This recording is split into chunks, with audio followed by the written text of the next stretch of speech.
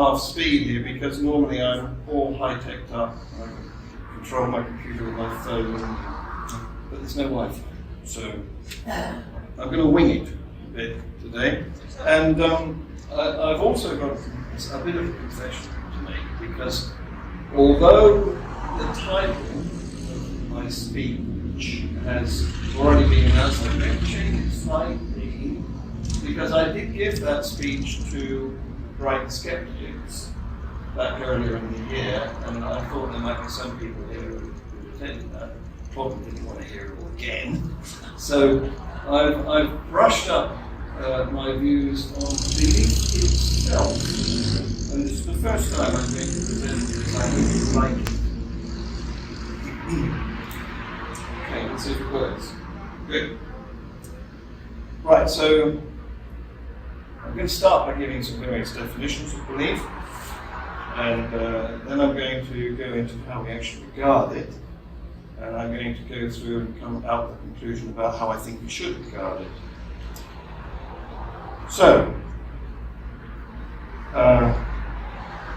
there are no notes to this presentation yet, so I'm making it up as I go along. Of course, we all know a dictionary definition of belief. The commonest one in all the common or garden dictionaries is a proposition that is considered to be true. So I think that's got its pitfalls. So let's examine it.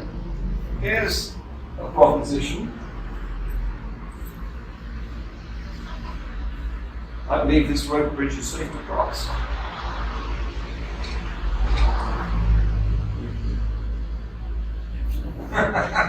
Was that true? So we can't rely on belief. Sorry, are you trying to look round me? That's okay. We can't rely on belief to deliver us truth. We know a lot of beliefs are actually false.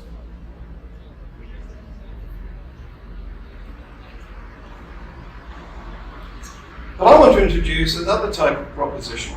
Not belief, but a known. Okay? And these things are unlikely to be false, I can tell you. Unlike beliefs, which are 50-50. A Wikipedia definition of belief is a little bit better than the Common or Garden Dictionary. Talks about it being a state of mind. Talks about it having no certainty, without any evidence necessarily. So we're introducing the concept of doubt being associated with belief. A mental representation of an attitude that's positively oriented towards the likelihood of something being true. No certainty there. Stanford Encyclopedia of Philosophy has an even better, in my view, definition of belief. Plain and simple. No mention of truth. It's an attitude. A chosen attitude, perhaps. An opinion, perhaps. Going back several millennia, the ancient Greeks had two different words for the one word belief that we use in English today. They had pistis, which were for things that you could be confident that they were true. And they had doxa, which were for things that were not confidently true, but they were opinions that had sort of gained acceptance. Okay? Now let's take a look at this other type of proposition that I've introduced into the talk. Knowns. What are they exactly? Well, I contend that they are items of unfalsified evidential information. They are too well verified to wonder about, and need to form an attitude towards. They're just known. They are, for example, scientific outcomes, conclusions that are derived from a correspondence between a prediction, which was made at the start of an investigation, and then the investigation was followed through, and there were matching observations. So, from the natural realm. So the prediction is in the conceptual realm. We thought it up. Okay? But then we checked it by testing to see whether the natural realm matched our prediction or not. Now, I don't have Wi-Fi, so I can't show you this video, I'm afraid. Although I might be able to, after the interval, using my phone as a, with my phone gone, I was there being a camera at the moment. I could use it as a hotspot and get you this Wi-Fi, this YouTube. But it's Krishnamurti, in black and white, it's a long time ago. And he is saying that, do we actually need belief? Do we actually need the word believe? There are several philosophers that have questioned the value of the concept of belief. And I recognize that I'm a humble, retired science teacher treading on philosophers' toes here because I'm straying into their territory, but I'm putting it out there and videoing it to put out there big time, you know, so that I can get their feedback. I want to hear what they've got to say. So Krishnamurti waffles a bit, he doesn't ever use the word no. It seems that he's struggling to find a description for these other sorts of things. Now, let's look at the properties of knowns. Well, they don't require a lot of thinking about. They don't require introspection, circumspection, or any sort of consideration. For example, if I stick my foot out, balancing difficulty, haven't even drunk anything yet. If I stick my foot out, I'm confident. I don't have to believe, I don't have to exert any mental action on my part to assure myself that it's going to be brought to the ground by under gravity and that might start me walking. I mean, nobody in this room seriously doubts what would happen if they jumped off a roof. That's a no. Okay? So that beyond reasonable doubt, people don't challenge them. You don't find a fight in a pub between one man who says gravity makes you float upwards and another man who says gravity pulls you down. Not just beyond doubt. And they're demonstrable. We can show other people the truth of our knowns. They're not subjective. General knowledge. Well, of course, we can have our own knowns. If we studied a lot about, let's say, geology, then our head's full of more geological knowns than the average Joe public, say. So there's two categories of knowns. General knowns, like European gravity, we all know it's a fact. We don't need to believe it. And then there's the specific knowns, which are individual and personal. Okay? And there's obviously some connection, amount of linking between the two. So the conclusions of investigations have led to a match between predictions and observations. But they are not proven. Proof is not a word that we use in science. Proof is a word that only exists in the conceptual realm. We can think of anything we like. We can think of lines that have length but no width. We can think of points that have location but no area.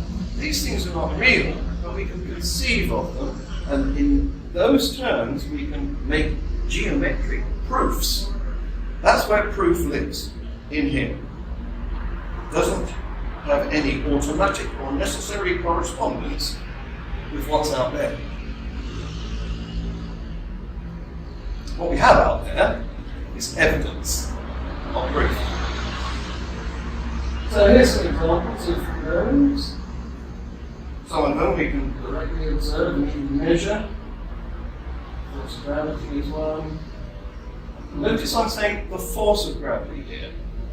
I'm not saying that we understand gravity or what it is or how it's made. I'm saying that we understand the force of it. Okay? We can write equations to represent it. The speed of light, we can measure that. Adaptation. The evolutionary little bits. We can observe those happening. We can observe the peppered moths changing to black, the melanated variety when the trees get sooty. We can observe them changing back to peppered when the Clean Air Act makes the soot go away and the trees become covered in lichen all over again. Those are adaptations. We can observe them. They happen today. You don't have to live for millennia to observe an adaptation. Have you seen the brilliant big Petri dish? There's a video on YouTube showing a Petri dish that's about this big, and it's time-lapse photography. They've put two different populations of bacteria at the ends, and then increasing strength of antibiotic towards the middle. And then the bacterial colonies grow a little bit, hit the barrier of the stronger antibiotic, as pores, then one or two of them mutate, and they can then progress through to the next barrier, and so on and so on and so on. Eventually they conquer even the middle ground. Watch it, it's good. If I had Wi-Fi, I'd be showing you. But there's another way we might get those. We might adopt the abductive reasoning technique, which is by best explanation to fit the observations. It's what Sherlock Holmes used to do. You know, he said, when you've eliminated the impossible, whatever remains, however improbable, must be the case. So things that fit into that category, there's the iridium layer. I don't know if you've heard of the iridium layer. It's in the rock strata. It's a very thin layer, rich in iridium, which is a rare earth metal. Nobody knows how it got there, but the age of it coincides with the period when Earth was being battered by meteors. We think, and we've found a few meteorites and investigated them, and they're rich in iridium.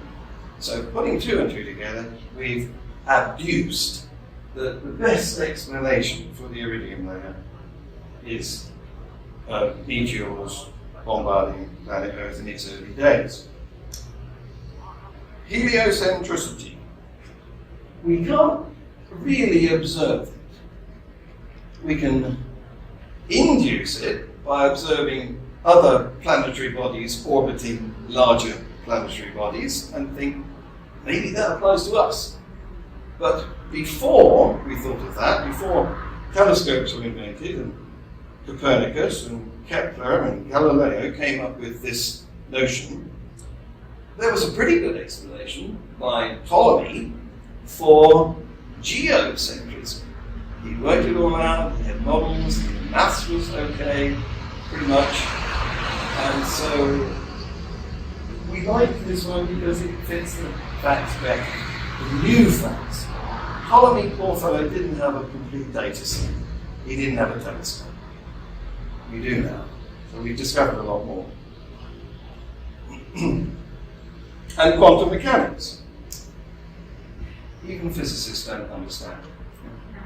But I was lucky enough last week to be in London watching Sean Carroll explaining how quantum mechanics might be merged with general relativity.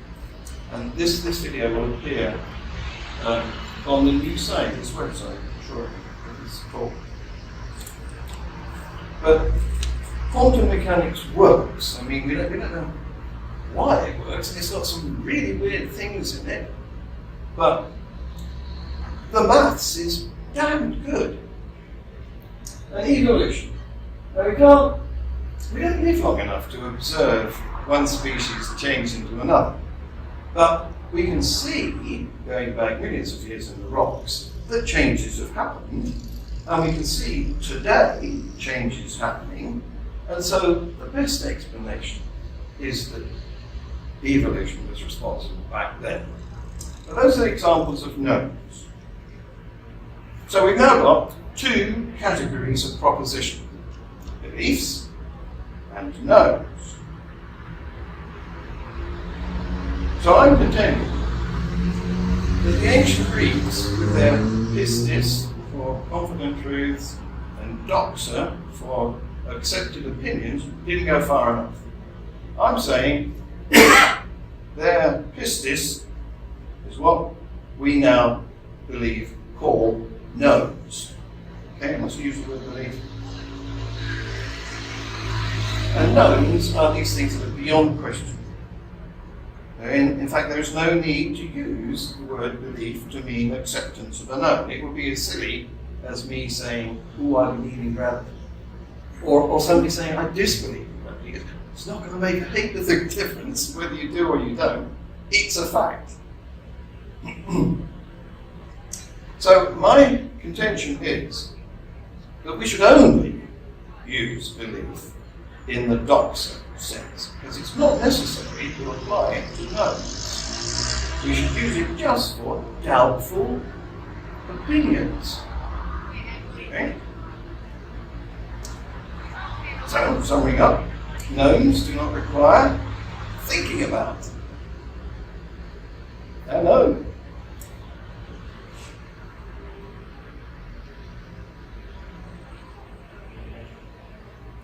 Now, obviously, for this to work, for this sharp division, this polarization between knowns that don't require belief and beliefs that are doubtful and do require, we have a choice. Should I believe it or not? But think about this consideration. For this to work, we have to have solid evidence. Otherwise, knowns are going to be vague things that we can't be sure about. So, I'm going to dive off here into my original speech. Pardon me for a minute, talk amongst yourselves. Okay, so what we need to find a known is a match with the natural realm. We do that by collecting evidence. And I'm now going to explain what I mean by evidence, because there's a lot of contention about what evidence actually is. I'm going to settle that. It's easier to say, or to start by saying, what it isn't. So here we go. It's not argument. Argument is not evidence. Argument is a cerebral activity. Evidence is out there to be grasped. It's not testimony. A testimony is witnessing on the Bible. But I don't know why specifically we need a Bible, not a Quran or a Book of Mormon, some other scripture. And I don't know why touching a book is going to make you remember better or be more truthful, but that's what testimony is. So let's take a look at its basic level, which is witnessing. And there are two sorts. There are eyewitnesses. It's a claim. It's for somebody who was there, somebody who saw what happened. And then there's hearsay witnesses. Hearsay witnesses were told by somebody else. They weren't there. They're at the end of a chain of rumor. They may even be remembering something they were taught as a child. They certainly weren't there. Or they may have been told something that was in their childhood that they were told to remember. It could have been Goldilocks and the Three Bears, it could have been the Gospels. And in fact, the Gospels are written by hearsay witnesses. There is nobody from that time who we can put in a witness stand and ask them questions. It's all hearsay. So what else isn't evidence? Experience isn't evidence. I can't experience your pain, and you can't experience my orgasm. But experience is subjective. So it doesn't share. So you can tell me about your experience, but then I've got to wonder whether to believe you or whether it's just an anecdote, one instance of a freak event. I can't trust a report of your experience. You can't of mine. Experience, simply until we get a USB port in our necks and we can share experiences through our nerve systems, it won't be shared. It won't be. For example, do you know what that is? That is the migraine aura. I experience that. It's a vision oddity. I can't share it with you. You might experience your own version of it, or you might not. But you've got to, and the barrier in between us is reportage. You are able to choose whether to believe me or not. So it's not evidence. Evidence has got to be shareable. You've got to lead me to what you say is your evidence and let me get it for myself. If you say, look, I've seen a nucleus, here's a microscope, come and take a look, that's evidence. Now, there was a woman, there she is, who made those claims about her experience. I think she's just go off the top there. Camille James Harmon. That's her name. Do you believe her? What do you think about that? Is that evidence? It's her experience. So, what else isn't evidence? There's a whole list of things. Intuition isn't evidence. It's intuitive that a heavy object should fall faster than a light one of similar dimensions. But there's another YouTube video that I can't show you, which has Professor Brian Cox viewing the inside of a very strong and highly evacuated chamber in which there are a feather and a bowling ball held up magnetically. He operates the switch, turns off the magnets, and they fall and land together. But that's not intuitive. It sounds crazy. It should stand to reason. Look, this is heavier. There's more mass in this. Gravity's got to pull it up. No. Intuition, can't rely on it. There are things which are counterintuitive. Things like wooden ships will float, but an iron ship shouldn't float. We've seen iron sinking. So intuition is a non-starter. Books, regrettably, they're not evidence unless they're verified. Here are some books. There's the Hindu Vedas, the Quran, the Bible. They are called scriptures, which just means writing, but they've been called scriptures because back then it was a rare skill, scribing. It was a good job. And the name has been kept because it makes them sound important. If you call them writings, would you revere them so much? It's a bit like using a capital H for he and him when God is the subject. If I used capital H when I was writing about Darwin, if I called he and him with a capital H, wouldn't you wonder, wouldn't you be suspicious?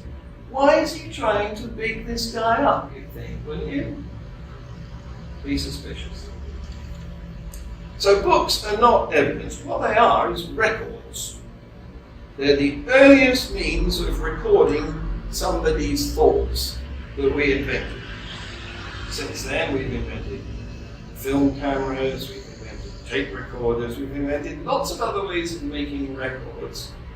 But they're still only records. You have to choose whether to believe them or not, unless they've been verified.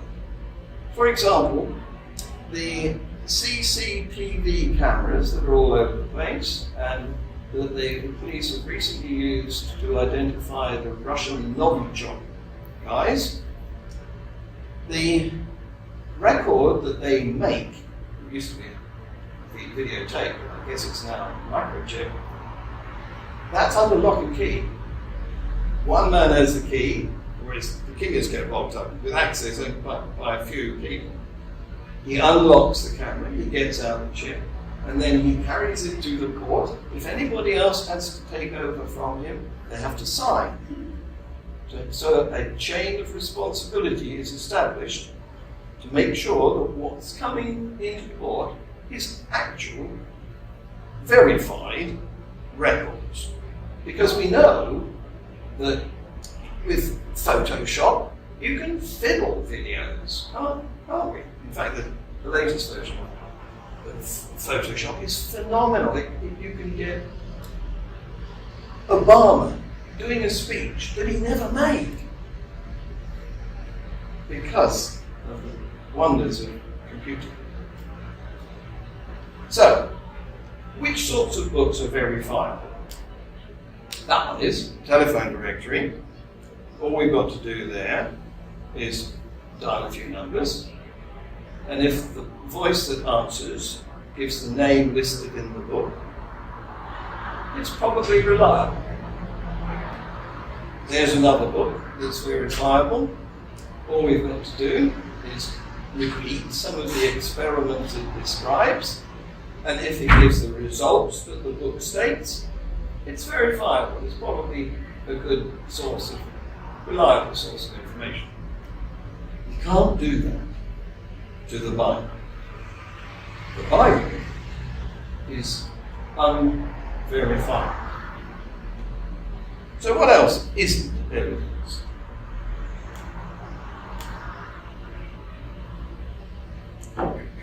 All of those things are not evidence. Revelation, how do you tell it from a dream? God. Authority. Why should we believe a particular person who's risen to the top of some stinking pile? Durability. People say, I have a lot of debates with theists, and they say, Christianity must be true because it's been going 2,000 years. What if age is truth, then the Old Testament is more true than the New Testament, isn't it? And the Hindu Vedas are more true than any of the stuff in the Bible because they go back a lot more thousands of years. Popularity. That's not true either. That's not evidence either. The 2 billion people that the Christians like to claim belong to their club could all be wrong. And I'm going on to show you that some of them are doubtful anyway. Hitler was popular. Meaning he was correct. This is Revelation. Can you see what's revealed in that photo? Isn't that Jesus there? It is. Arms in supplicant. I think that's the name for that posture. His feet are rather small, but that's because it's a pigeon's genitalia. Authority. Now, here's a man who you could reasonably expect to be an authority. But he has twice publicly proclaimed his doubts about the position that he supposedly represents as a leader. That's reported in the BBC, and the Guardian, and the Telegraph, reliable sources. I'm not making this stuff up. You can check it. Go to the internet. He's that's the Archbishop of Canterbury, who is Justin Welby. So you can Google that. Durability. These ideas were durable. Wrong. And there were some more durable gods. In ancient Egypt, there were some of the gods lasted for 6,000 years. They've all died now, of course, because nobody believes in them anymore. Gods live on belief. If the belief is taken away, they will die. We've got a few survivors, but their days are done. So, popularity, and people are like, I can't understand. Why did they not make it out now? So, please remember this.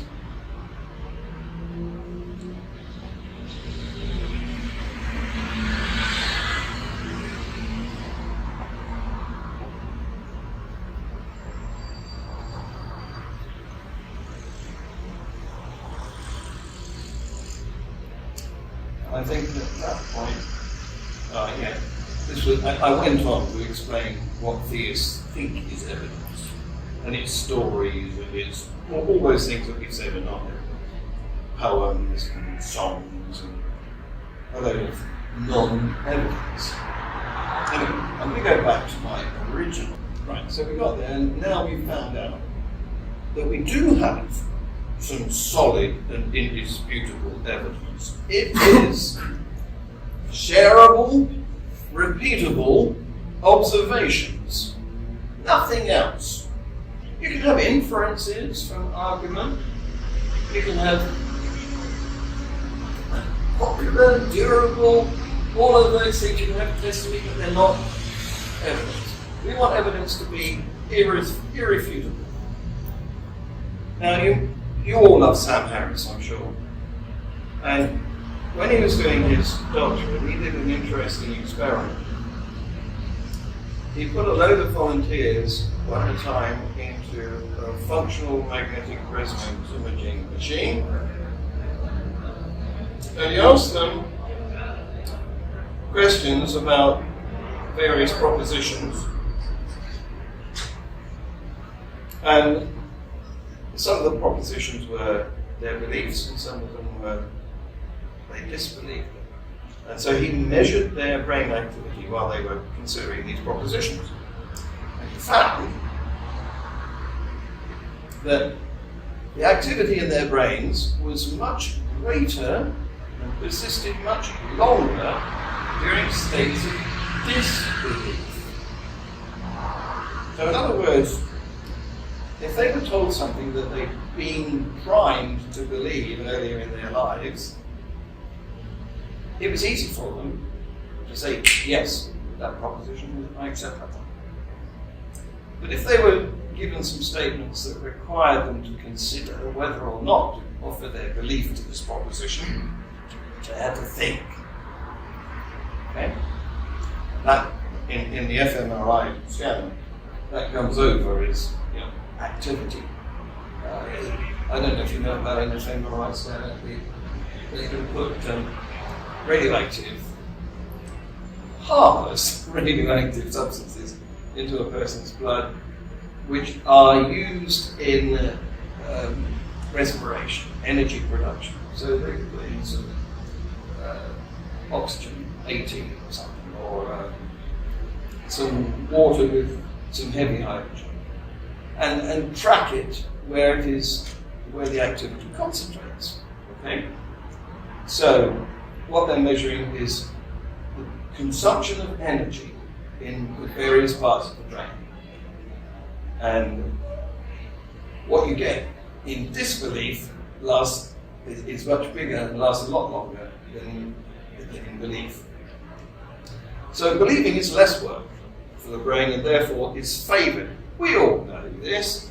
I mean, we know that it's far easier to go and ask somebody who's an expert and accept what we're told than to do the work ourselves, than to have to Google things and check and see whether it's true. The Western world is under massive false information right now because people won't do that. They don't want to think for themselves because it hurts. So Sam Harris's results meant that the default state of the human brain is to accept a proposition. Belief is simply the cushy way forward, unlike disbelief. So we're all born gullible.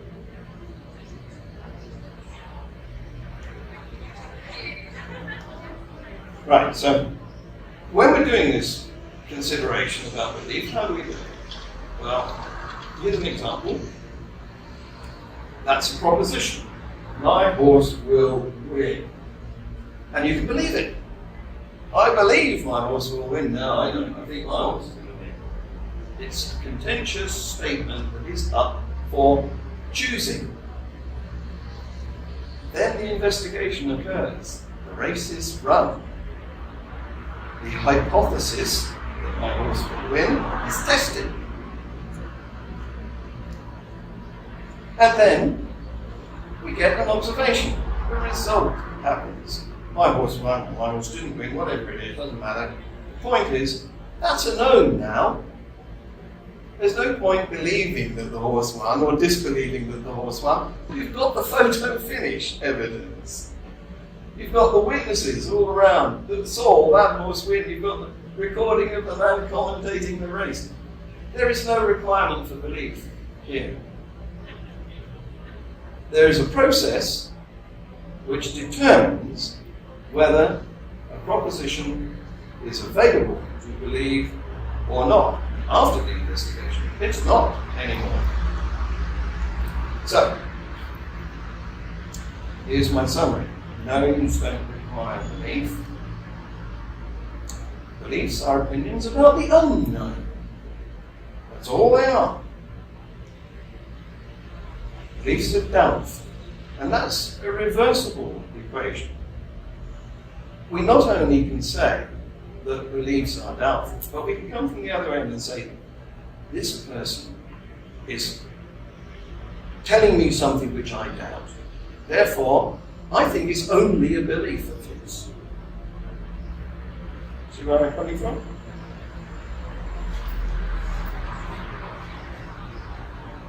They can be challenged. They're challenged every day on the internet. Beliefs are argued with. Counter beliefs are offered. Beliefs are refuted. So they can be disbelieved. In fact, we all disbelieve the other guy's religion. Christians disbelieve propositions of Islam. Muslims disbelieve the propositions of Christianity. Jews disbelieve them both. Need I go on? We're used to disbelief. It's a normal condition. And it's a matter of personal choice. We can decide it or not. Now, a colleague of mine, unfortunately, made a mistake of being born in the wrong country. He's Kurdish. And he was not a religious man at all. And he didn't know that he had any religion until he applied for a passport and saw what they were.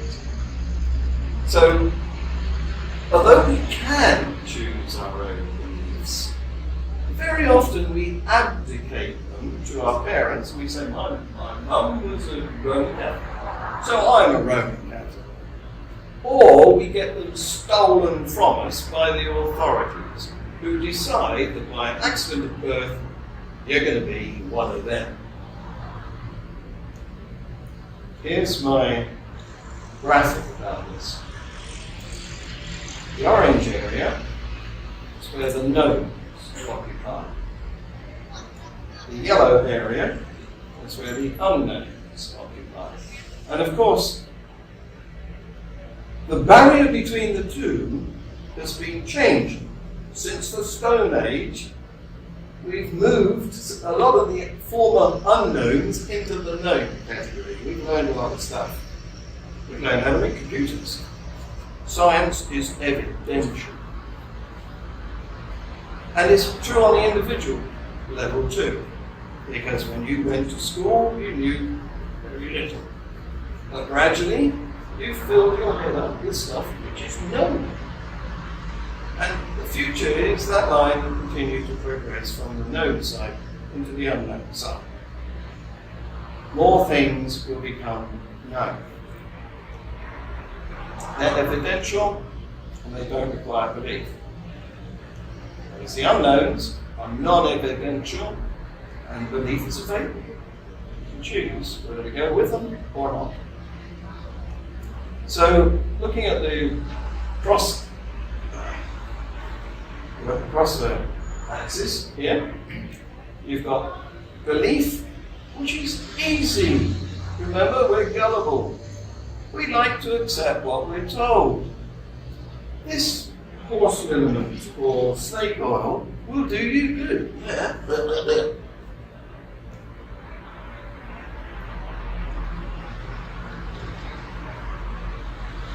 But it may need constant reiteration.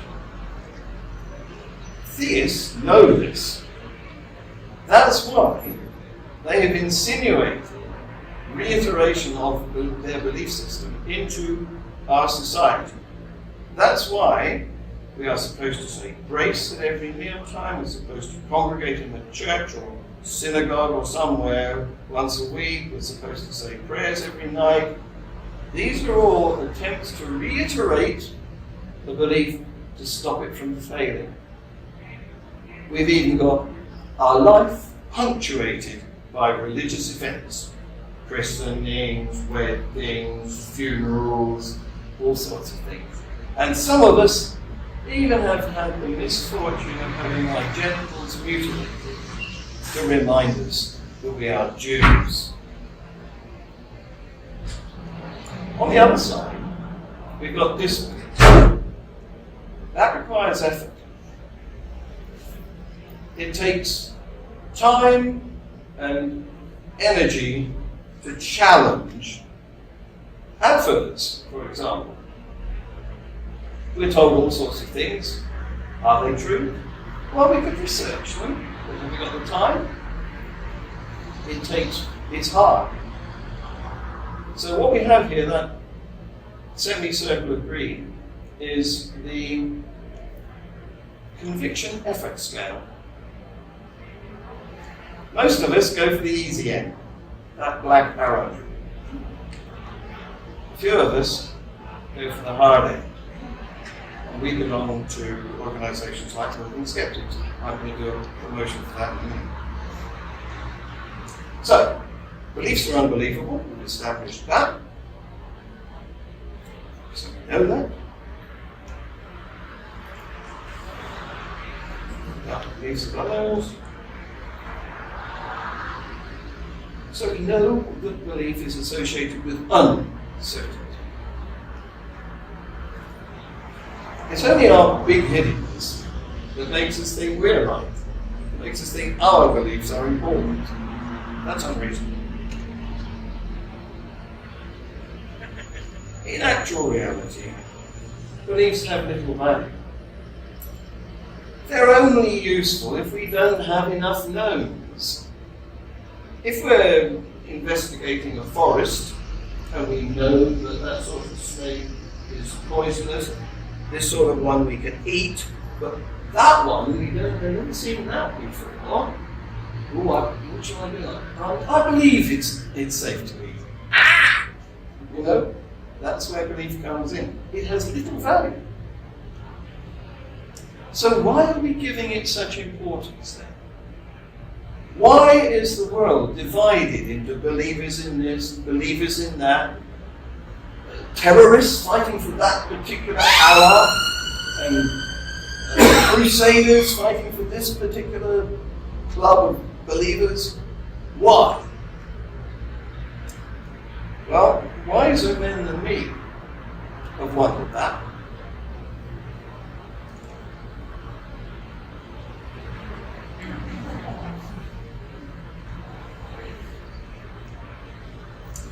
And religious beliefs are the worst. They are toxic. Infants are inducted into a religion before they can speak, not just before they can give an opinion, but before they can speak. They're taken along and baptized a day old, they're given godparents, they've got bits chopped off their willy. That happens, that's child abuse. It happens to an innocent baby.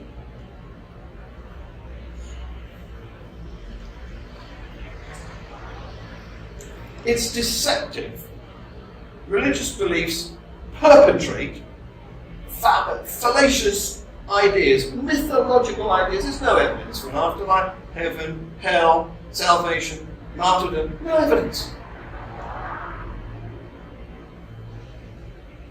And they enforce conformity. You've got to have your hair this length, not shave your face. You've got to wear this type of clothing, especially if you're a woman. And you've got to not eat these certain things, but eat those certain things on this certain day. It's all about enforced conformity and extortion. They want your money.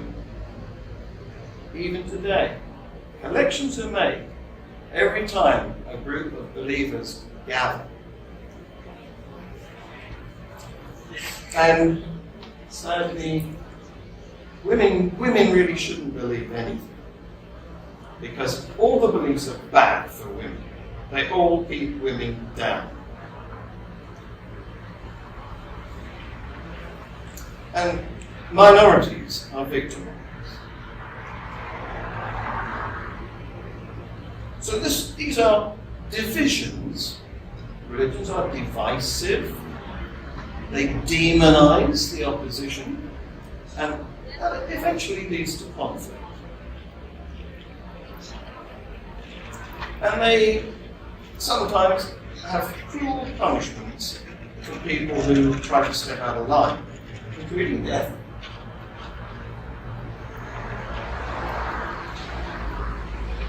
And you can lose your family and friends if you want to leave your religion or change your religion.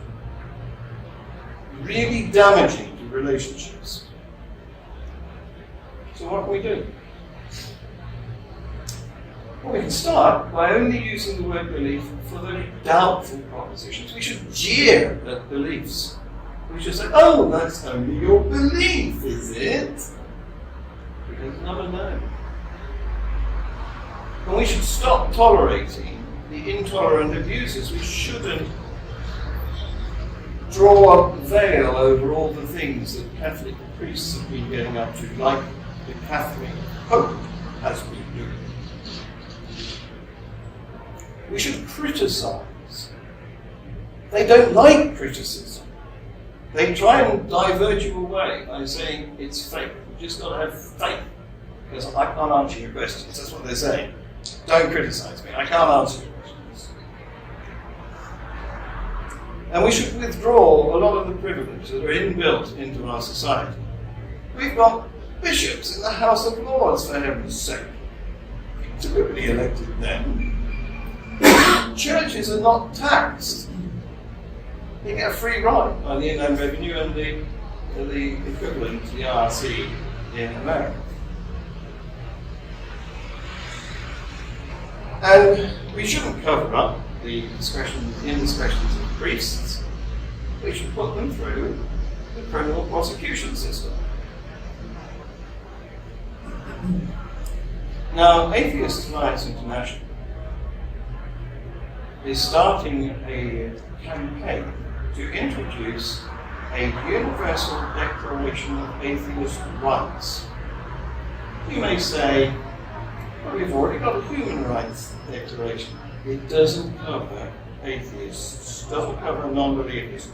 It gives us a right to belong to any religion we choose. We've got the right to belong to none. And this is shown by censuses. If you've looked at census forms, you can take Christian, Muslim, all sorts of people, but no box for none. People have had to write it in. In the Czech Republic, a lot of people wrote in Jedi warrior as their religion. There was thousands of them. But we want there to be a none box on the census form itself. So there you go, this is me finished. Join Atheist Alliance International, campaign for atheist rights, I've got some magazines here. This is the August edition. The October edition is this now. And I'm the editor, by the way. And so I can offer you these, they're £2. Articles from all sorts of nominated people like Richard Carrier, Stephen Ball, Andrew Hobson, they're away in here. And I'd like you to take a look at those and consider offering up £2. Thank you. Thank you very much. Give him a round of applause.